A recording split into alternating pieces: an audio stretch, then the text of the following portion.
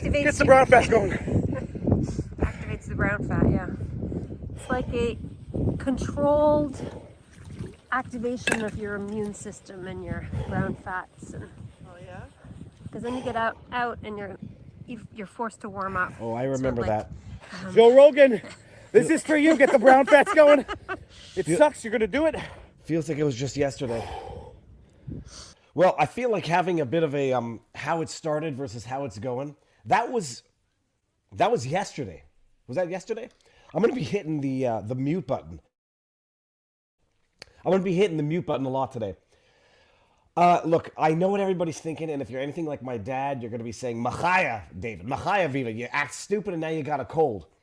The reality is, I was already coming down with a cold before then. The kids had colds, and when kids have colds, the parents are going to get them. It's just a matter of time.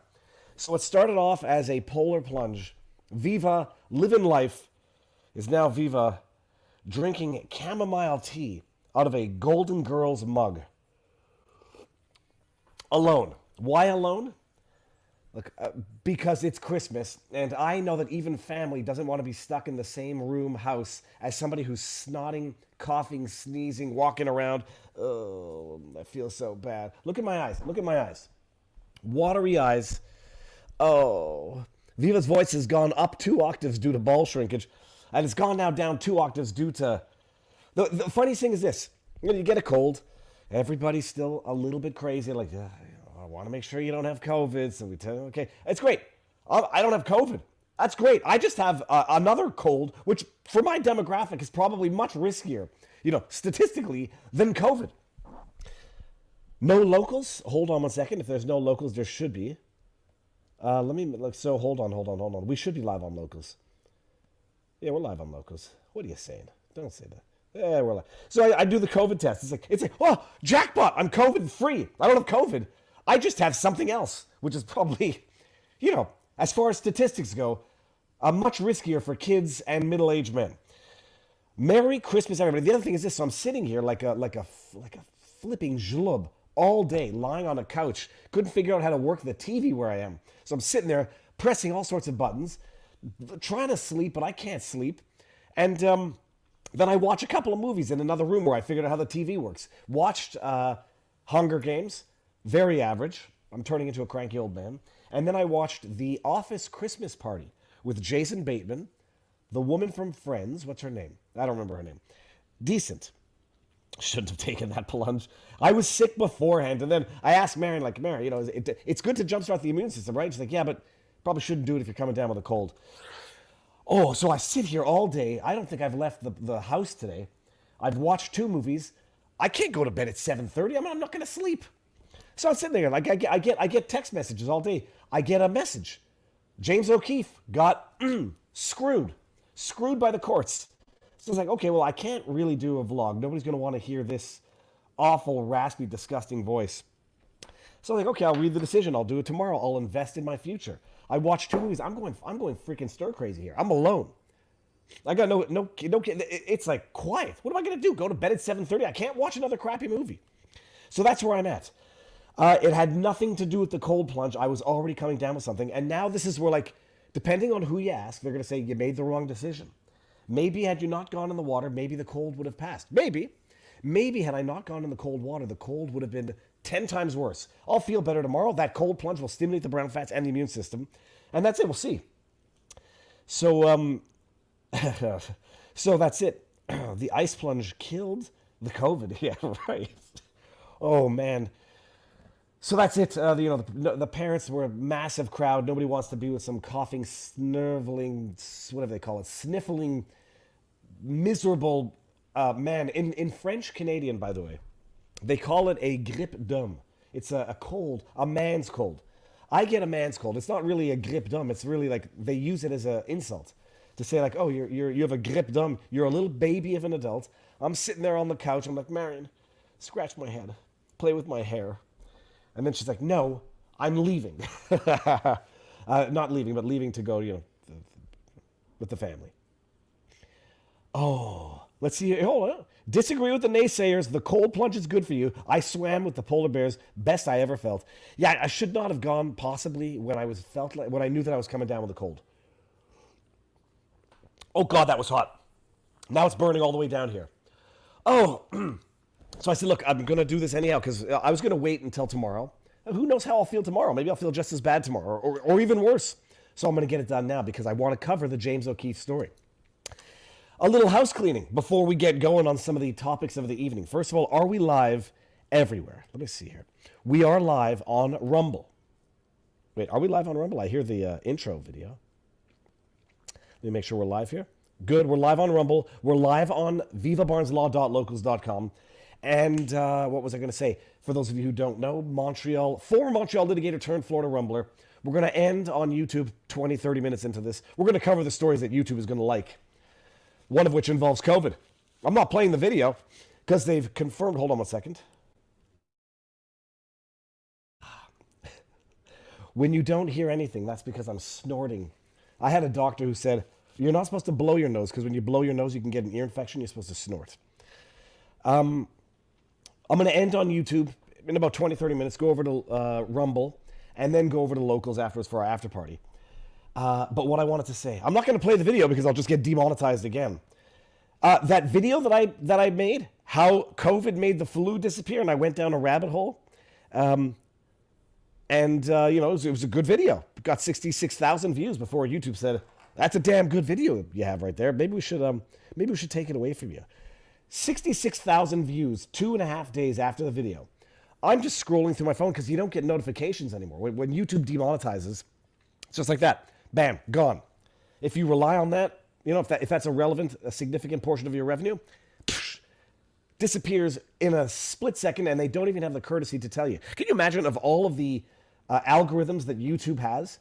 They can't notify you by email when they unilaterally, after 2 days of monetization, demonetize a video. That seems like it's a problem of design on purpose. So they demonetize it, just like that, boom. And then I asked for manual review, and let me see here. Let me see, is it going to be able to show us? Ooh, look at that, we can see it. I asked for manual review. What is this? In incognito, it's showing a tweet from February? Wow, that's weird. They confirmed it's demonetized after manual review. And I just said, like, hey guys, can you tell me what part of the video was confirmed as not suitable for advertisers after manual review? Would you be able to pinpoint that? I mean, I know you got AI that can predict behaviors, predict likes, run, gather, decipher, tally information about you. Could you tell me what portion of the video was deemed not suitable for advertisers? Yeah, let's just see here. You won't get help on it because it's by design and not by accident. Here we go. What a joke to you. Here you go, but it's done. Confirmed. They looked it over. They did it very thoroughly. The video has been confirmed by manual review as not suitable for most advertisers. Imagine some dude sitting in a forest. Maybe they thought it was maybe it was the reference to the Blair Witch Project that scared them. Maybe they thought it was a horror movie. Maybe they thought some horrible act of violence was occurring in that video of me sitting on a log in the forest talking to the trees. Oh, yes, Potato Head. Ich bin sick. Ich bin very sick here. Stay golden, my friends. So that's what's going on YouTube. It's more of the same. So I said I'm going to go live tonight because, I'll try to go live tomorrow. Who knows what happens during the day. And I really want to get to the Project Veritas story. We're going to do the Project Veritas story over on Rumble. And for those of you who don't know, this was Project Veritas objecting to the search or the seizure and search of cell phones belonging to James O'Keefe and other, at the time, Project Veritas journalists as relates to Ashley Biden's stolen diary.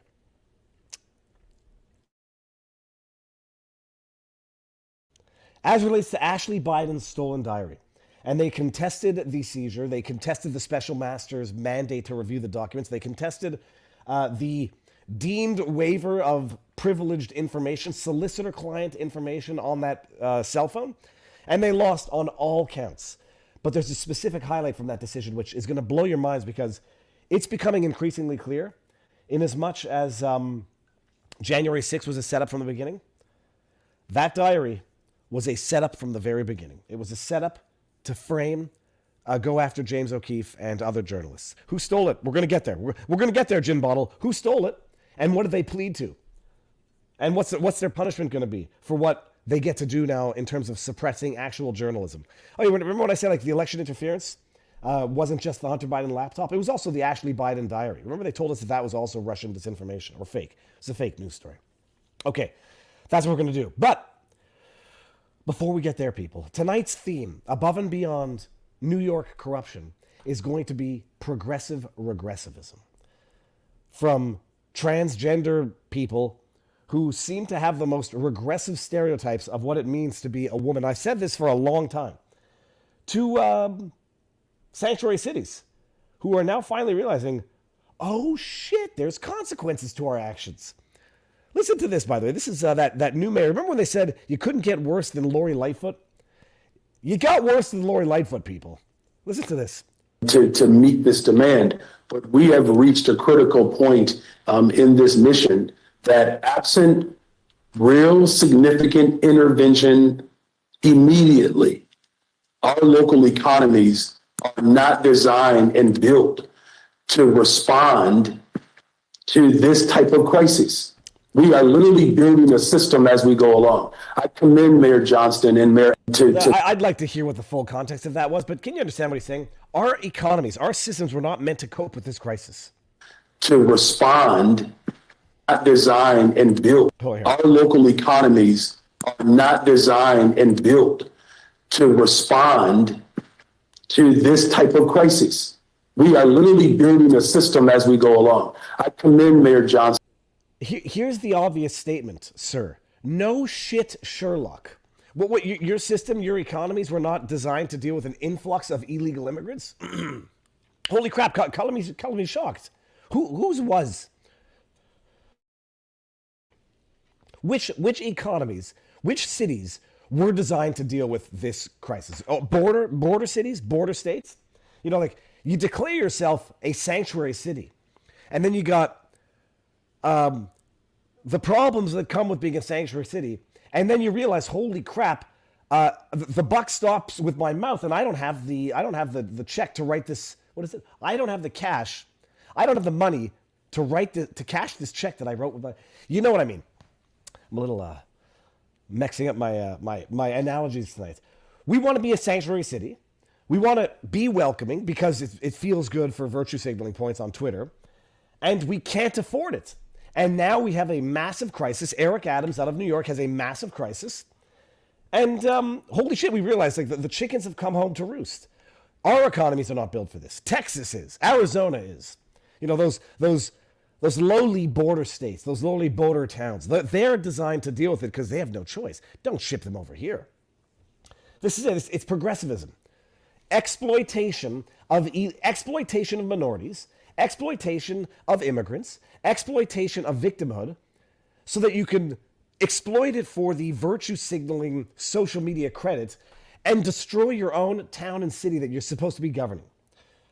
It's coming to a head now. Oh yeah, no, but that's it. And what did Mayor Adams say? Yeah, we're a sanctuary city. Don't come here. You're not welcome here. We can't pay for you. We're kicking homeless people out of shelters to make room for you. Oh, but by the way, and also, don't ship them to Martha's Vineyard. That's human trafficking. Texas, Arizona, shut your mouths. Take them, and you're designed to deal with this. Not us. Not the aristocrats up in blue states. It's the lowly hoi polloi in red states. Eric Adams is asking New York citizens to go down to protest in D.C. You can't make stuff up. I don't know what he's asking them to protest with. Your mouth, here it is. Your mouth is writing checks it can't afford. Thank you. So that's it. That's what's going on in towns that cannot deal with the problems they've created. But then they'll figure out other ways. Hey, like maybe they'll pull an Olivia Chow out of Toronto. Y'all got any rooms in your house? Now I'm seeing one bar on the internet. I thought I was in civilization here. Hold on a second. Let me see here. Play. Okay, no, the internet is good enough. Oh my goodness, they like. I don't want to refer to Democrats and progressives as parasites that literally destroy everything they touch. I just can't think of another way of describing it. Yeah, sanctuary cities.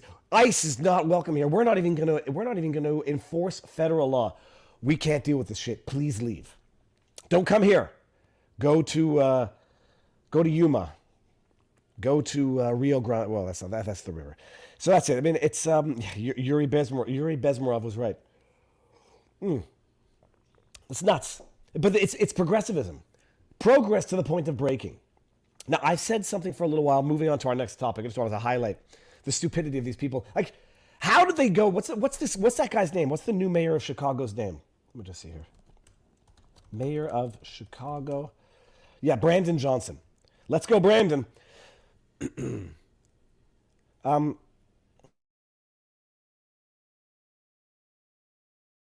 I do not need a night nurse. My wife, whatever.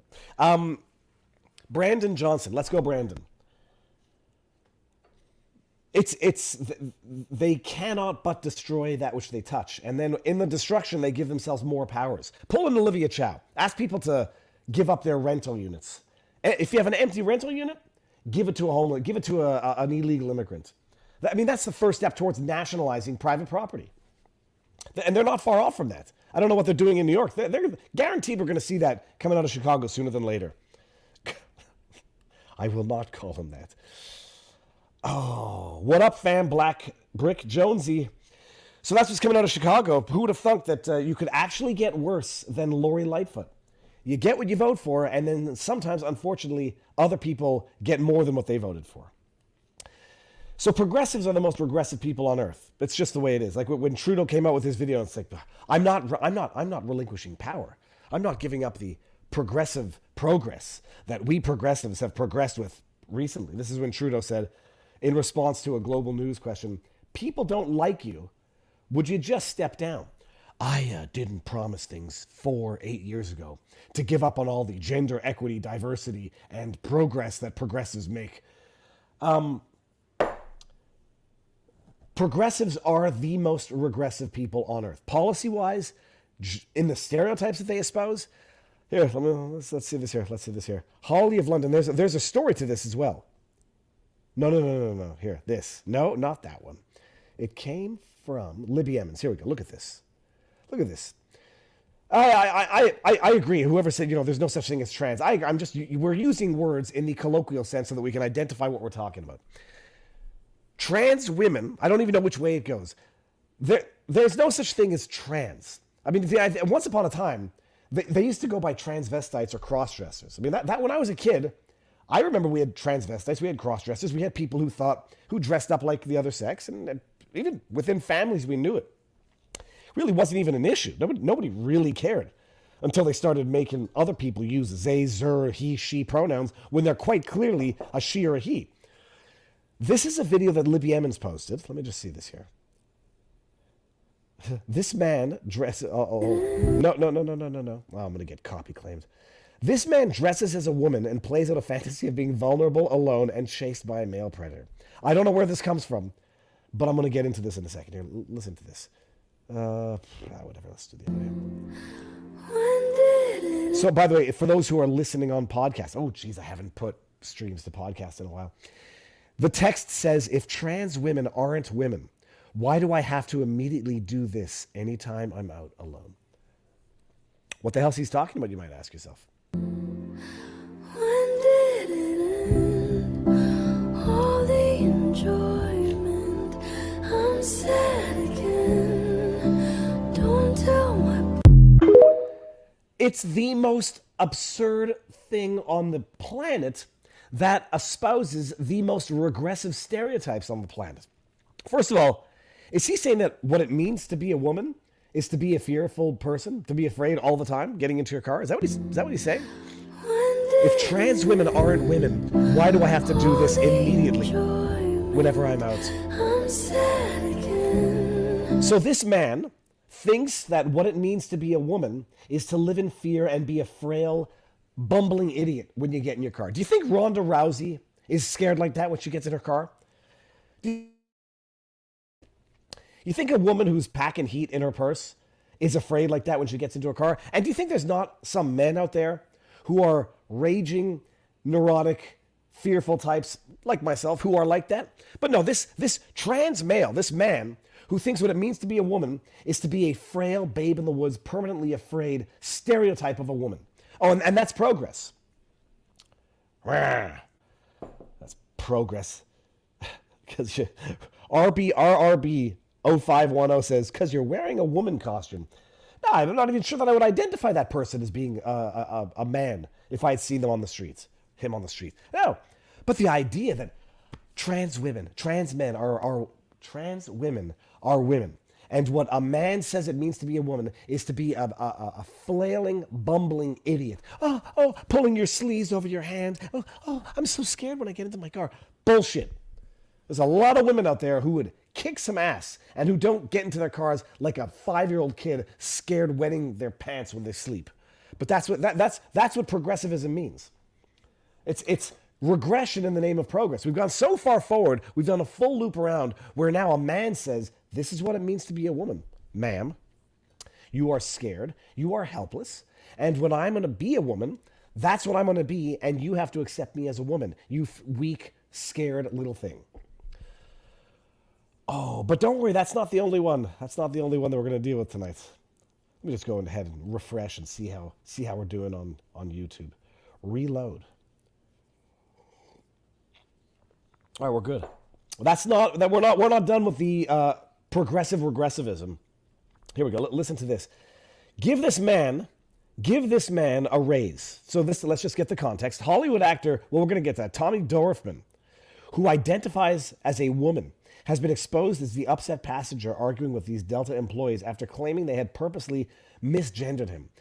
Wait till you hear the audio, and you might understand why someone got not misgendered, properly gendered. And what about when a Delta employee misgenders you intentionally? While he's talking, you're talking. You just misgendered me again. Okay.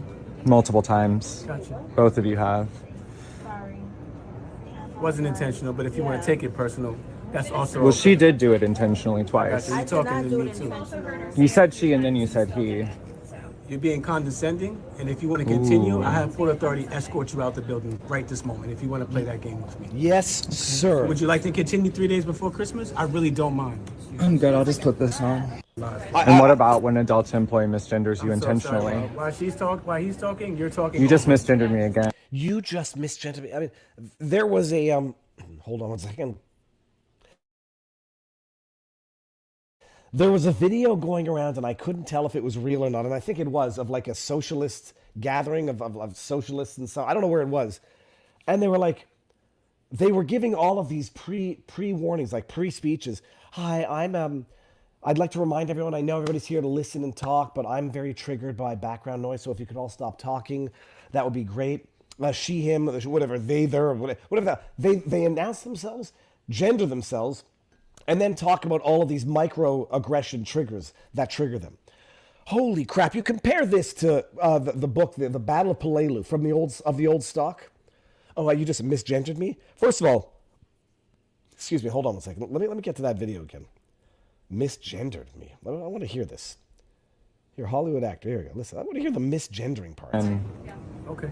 multiple times. Gotcha. Both of you have. Wasn't intentional, but if you want to take it personal, that's also. Well, she did do it intentionally twice. You're talking to me. She did do it intentionally twice. This man whose voice is deeper than me with a cold is talking about being deliberately misgendered. And it's like, you imagine like just looking for crisis? But hold on. So the question here, however, is who is the person in this video? Okay, so hold on, because here we go. Tommy Dorfman. Here. This is the person, by the way. I'm not sure if I would know. I mean, look, I might err on the side of caution. Ollie London.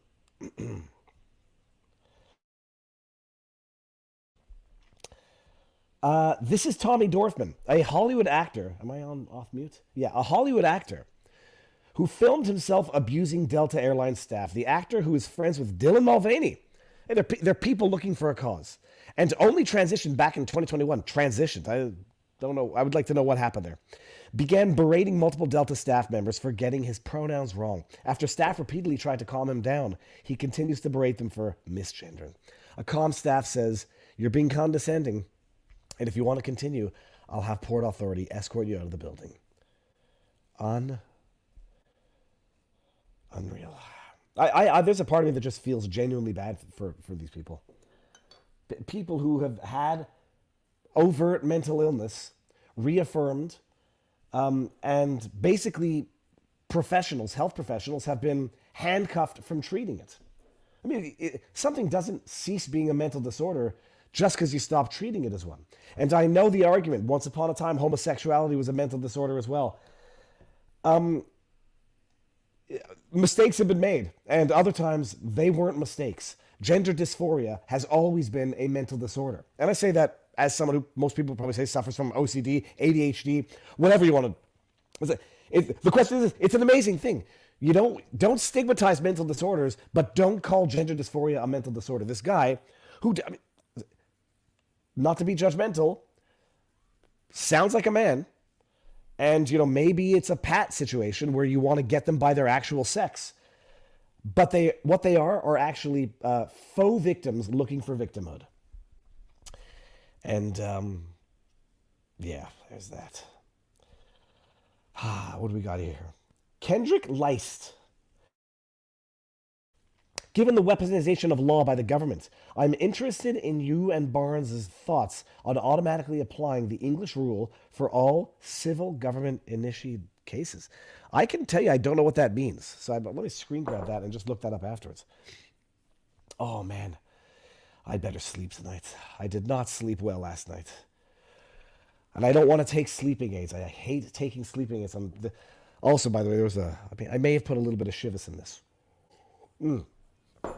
So that's it. Regressivism.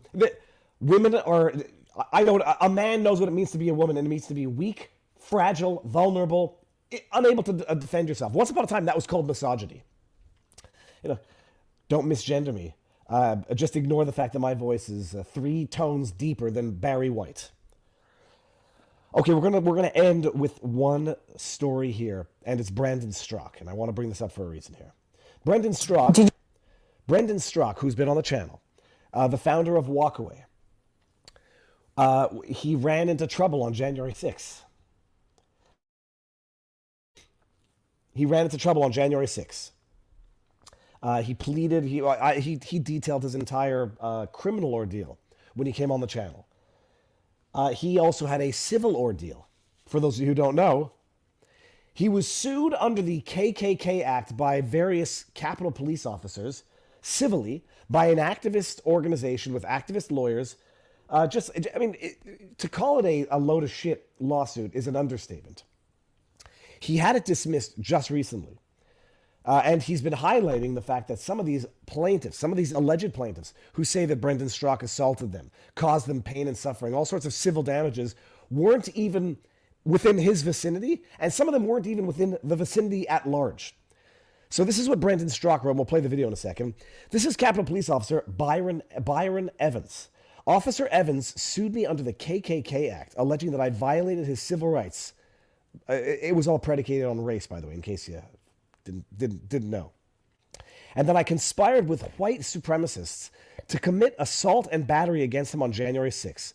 Follow this thread to see how Officer later admits he never came into any harmful or offensive contact with any protesters. Seen here in this interview on CNN, Officer Evans described his experience of watching the January 6th riot on television from a secure location. Brendan puts, I was not present on Capitol grounds during the riot that occurred on the west side of the building. Officer Evans, along with 7 other black and brown police officers, because they had to go under the KKK Act, as if they were alleging that Brendan Strzok conspired with white nationalists to violate their civil rights as black and brown officers. They sued me, alleging that I'm a racist white supremacist and that I bore responsibility for their injuries. Okay, and then listen to this. Did you ever think this might be a life or death situation for you? I remember specifically thinking it when I was on the floor. I remember thinking all that stuff like, Byron, this is the day. All those times you've given thought on what you would do, you're doing it. For hours, Evans and the senators watched the riot on TV from a secured location. I just remember the anger I felt when I saw those images. Location. Busting windows, climbing the walls and stuff like that. It was an audible gasp in the room. Wow, there was an audible gasp in the room. Sir, Officer Evans, now do Black Lives Matter when they set up Chop and Chaz, no-go zones, firebomb police stations, courthouses. Oh yeah, no, there was some violence there. Whether or not it was actually provoked by the police or agent provocateur, I got my questions. Link to Rumble. Here we go, people. Yeah, it was definitely a frivolous lawsuit. Hold on, where were we? Definitely a frivolous lawsuit, because they all getting paid, you know. Well, it was an activist lawsuit, and even in DC, it got tossed. So good on Brandon Strzok. Okay, everybody, head on over to Rumble. Head on over. Oh, why are my caps on here? Head on over to Rumble. Here's Rumble, and also come on over to Locals, because we're gonna have a little. It'll be a short after party there, because if you can't tell, I'm still sweating here. Link to Locals. Boom shakalaka. We're gonna go over a couple of other stories, and then we're gonna go over the Project Veritas setup, because it was a setup. All right, so we're ending on YouTube. Coming over to Rumble or vivabarneslaw.locals.com. And by the way, we might have a show this Sunday with Barnes. It might be at a different time, but I think it looks like we might be having a show Sunday. So stay tuned for that. Ending on YouTube. Coming over to Rumble. The link is pinned. Is it? Yeah, the link is pinned. And that's it. And then we're going to end there, and I'm going to go to bed and hopefully sleep. All right. Hold on. What did I do here? Link, end on YouTube.